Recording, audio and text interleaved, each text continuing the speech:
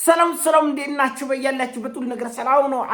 አሸና እንዲወላችሁ እሞኝላችሁ አለ ቤቶች ስትጎንደሉ ወዳች ላይክ እና ሼር እያደረጋችሁ ሐሳቦቻችሁ ለብዙዎች አካፍሉ። ለዚህም ኮልቪ አሁን ሰግናችኋለሁ። ዛሬ ወደ ሚዛናችን ዘላችሁ መጣ ነው። እንግዲህ ኮሜዲ የበዛበት ጦርነት ነው። እንግዲህ በአገር ውስጥ ህወሓት፣ በውጭ ደግሞ በኢራንና በአሜሪካ መካከል የሚደረገው ጦርነት ኮሜዲ ይበዛዋል። በጣም ቀልድ ጭዌ በጣም ይበዛዋል። አሁን ለምሳሌ በአጭሩ በትናንትናው ዕለት ባህላዊ ጀነራል ታደሰ ወረደ ለቢቢሲ ምንድን ነው ያሉት? ወደ ጠለምት ገብተን ነበራል። ሰራዊቶቻችን ወደ ጠለምት ገብተው ነበረ። ተፈናቃዮች ለመመለስ በሚደረገው ጥረት የቲዲኤፍ ሰራዊት የህወሓት ጀነራሎች ወደ ጠለምት ተሻግረዋል። ወደ ወልቃይትም አነጣጥረው ነበር። ነገር ግን መንግስት ግን አመረረ። ይሄ እኮ እንደ ሙሉ ጦርነት አይደለም አለ። ግማሽ ነው አባቱ። መንግስት እንደ ሙሉ ጦርነት በመቁጠር ድሮን ሁሉ ጥቃት አድርሶብናል። እኛ ግን ሙሉ ጦርነት አይደለም፣ ዝም ብለው ለሙከራ ለመፈታተሽ እንደ ጦለምትን ይዞ ወደ ወልቃይት ለመሻገር ነው እንጂ ሙሉ ጦርነት አልነበረም። መንግስት ግን ቀልድና ጨዋታም አያውቅም መሰለኝ አምርሮ ድሮን ጀመረ። ራስ የሰማነው ነው ለሰው ለመንገር ራስ ግራ ክሉ የሚያጋባች ምን ለማለት እንደፈለጉ ራስ አይገባም። ራስ የቲዲኤፍ ሰራዊት ራሱን በራሱ እየቀረጸ በሺዎች በአስር ሺዎች የሚቆጠር ሰራዊት ተሰልፎ መሳሪያ ዲሽቃ ይዞ እየተዋጋ ቀርጾ የለቀቀውን ቪዲዮ እንደ ሙሉ ጦርነት አይደለም፣ ለምን ድሮን ለምን መድፍ ትጠቀማል፣ ለምን ታንክ ትጠቀማል የሚል ፌዝ ነው፣ ቀልድ ነው፣ ኮሜዲ ምንም አይገባኝ። እና ያስታወሰኝ የዶናልድ ትራምፕን የባለፈው ሳምንት መግለጫ ነው። የአሜሪካ የጦር መርከቦች እጅግ በጣም የተራቀቁ የጦር መሳሪያ ይዘው ወደ ኢራን ተጠግተዋል። ተስፋ አደርጋለሁ ጦርነት እንደማይጀመር እና ቶክስ እንደማይከፍቱ ተስፋ አደርጋለሁ። ነገር ግን እስከ አፍንጫ የታጠቀው የአሜሪካ ሰራዊት ወደ ኢራን ተጠግተዋል። ኮሜዲ ነው ይሄ፣ ኮሜዲ ነው። እና ሁለቱን የሚያመሳስላቸው በኢራንና በአሜሪካ ያለ ጦርነትና በአገር ውስጥ ህወሓት ሊያስነሳ ያሰበው ጦርነት የሚያመሳስላቸው ምንድን ነው? ጊዜ መግዛት፣ ማዘናጋትና በድንገት ማጥቃት፣ በድንገት አከርካሪ መስበር፣ አንገት መቁረጥ በድንገት የታሰበ ይመስላል። ሁኔታ ስታየው ጊዜ መግዛት፣ የዝግጅት እና የፈራ ተባ፣ ሁለቱም ጦርነቶች ላይ ፈራ ተባ አለ። ይቁርታ፣ ሁለቱም ጦርነቶች ላይ ፈራ ተባ አለ። ለምንድን ነው? የመጠፋፋት ጦርነት ስለሆነ። አሁን በኢራንና በአሜሪካ መካከል የሚደረገው ጦርነት የመጠፋፋት ነው። ብዙ ነገር ይዞ አንገት ለአንገት ተያይዞ የመዋደቅ ቀጠናውን ሁሉ ወደ ኪሳራ ይዞ መግባት።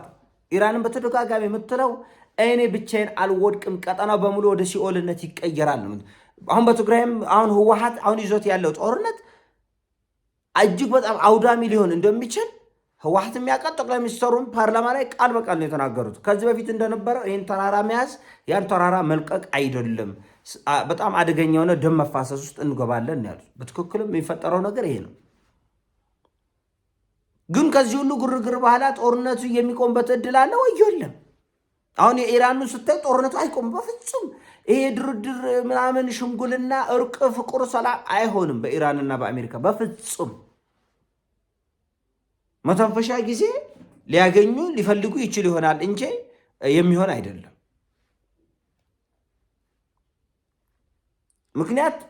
ምክንያት ተደርጎ የተወሰደው ኢራኖቹ የኒኩለር መርሃ ግብራቸውን አያቆም። አሜሪካ የኒኩለር መርሃ ግብር እንድታቆም ትፈልጋል። ጊዜ በሄደ ቁጥር ኢራኖቹ ይሄን የኒኩለር መሳሪያ የመታጠቅ ዕድላቸው ሰፊ እየሆነ ይመጣል። አሜሪካኖቹ ይህን ጊዜ ለኢራን መስጠት አይፈልጉም። ኢራኖቹ ጊዜ ይፈልጋሉ። ተጨማሪ ሃይፐርሶኒክ እና ቦሊስቲክ ሚሳኤሎችን ከኒኩለሩ መርሃ ግብር ጎኑ ለጎን ደግሞ ተጨማሪ መሳሪያችን እስከ አፍንጫቸው መታጠቅ ይፈልጋሉ። ሁለቱን እንዴት አድርገህ ነው የምታስታርቀው? አሜሪካ የምትለው ይህን ሃይፐርሶኒክ ሚሳኤል ሰይጣን የሆነ መሳሪያችሁን አታምርቱብኝ ነው። ኢራኖቹ ደግሞ ማን ብሎ ነው? አያስማሙማ። ኢራኖች 10,000 ኪሎ ሜትር ኒውዮርክ ድረስ የሚወረወር ሃይፐርሶኒክ ሚሳኤል ቦሊስቲክ ሚሳኤሎችን እያመረቱን ያሉት።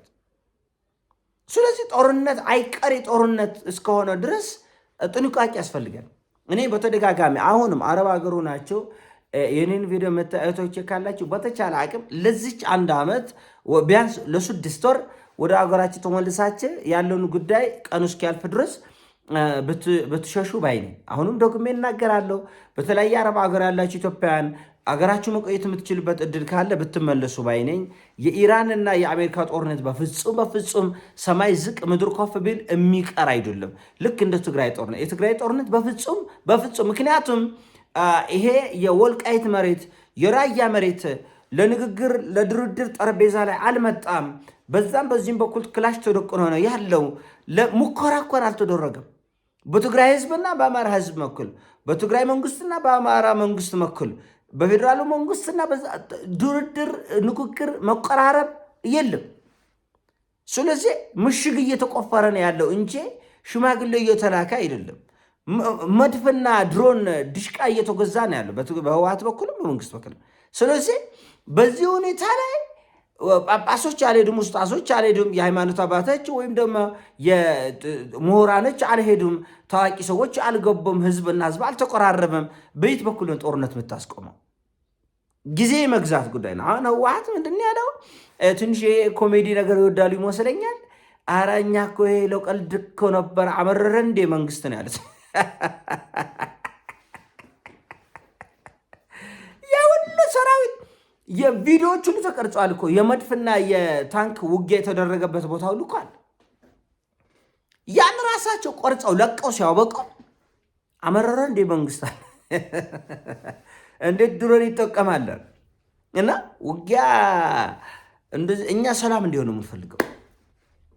እንኳን የድሮን ቀርቶ እንኳን የመድፍ ቀርቶ እንኳን የታንክ ቀርቶ የጅራፍ ድምፅ ባይሰማ ደስ ይለናል። ግን ኮሜዲ አትቀላቅሉ። ጦርነት ላይ እንደ አይአርጂሲ የኢራን እንትን ሬቮሉሽነሪ ጋርድ እንደሚያደርገው አይነት ቀልድ እነሱ በጦርነት መሀል ቀልድ ይወዳሉ። ኢራኖቹ ፋን ማድረግ ይወዳሉ፣ ይዝናናሉ። እና ዓለምን ሁሉ ሲያስቁ ነበር በጦርነቱ ላይ። እንደምታስታውቁት የኢራን ጦር ሰራዊት የትዊተር ገጹ በሚሊዮኖች እይታ ነበረው። በሚሊዮኖች በቃ ጀስት ወደ ቀልድ ዞሮ ነበር። ጦርነቱ ፈኒ ወደሆነ ጉዳዮች ዞሮ ነበርና ህወሓት ያንን አትሞክሩት።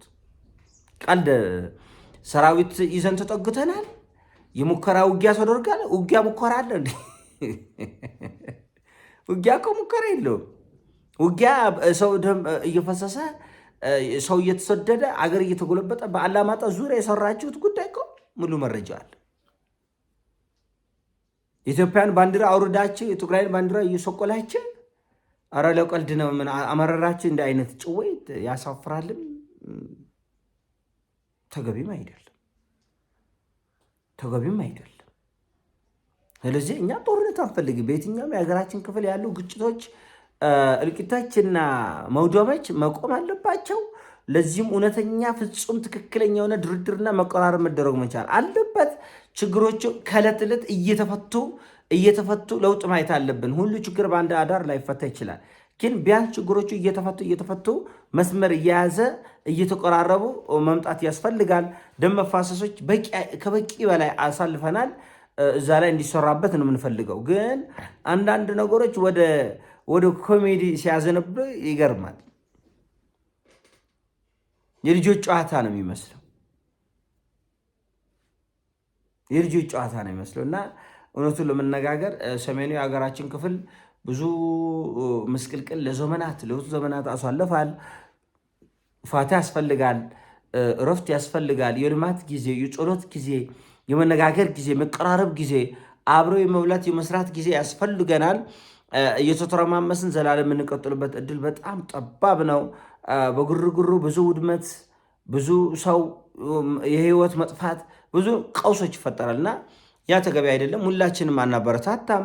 ከዚህ ማዶና ከዛ ማዶ ሆነን በለው እኛ አንፈልግም። ግን ኮሜዲ የሚመስል ቀልድ የሚመስል የልጆች ጨዋታ የሚመስል ነገር ስታራምዱ ግን ያስተዛዝባልም ያሳፍራልም እና ከድርጊታችሁ መቆጠብ መቻል አለባችሁ። ነገር ግን ግራና ቀኙን በአጉል የዋህነት ወይም በጅልነት ሳይሆን በስሌትና በእውቀት ስናየው ይሄ ጦርነት አይቀሬ መሆኑ መሬቱ ላይ ያለው ጉዳይ በደንብ የሚያሳይ ነው እና መታረም የሚችልበትና ህዝቦች መቀራረብ የሚችሉበት ከሆነ በጣም መልካም ነው ለማለት እወዳለሁ።